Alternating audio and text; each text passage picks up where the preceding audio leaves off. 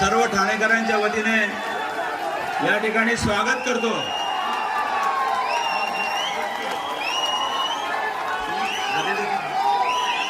कोण आला रे, कोण आला? अरे उद्धव साहेब आगे बढ़ो।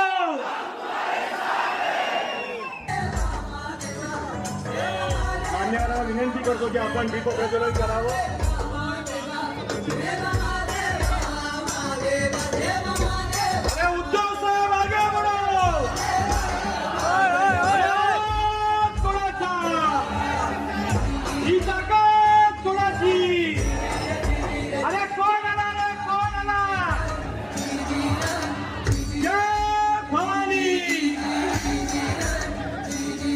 सर्व मान्यवरांना विनंती आहे की आपण दीप प्रज्वलन करावं।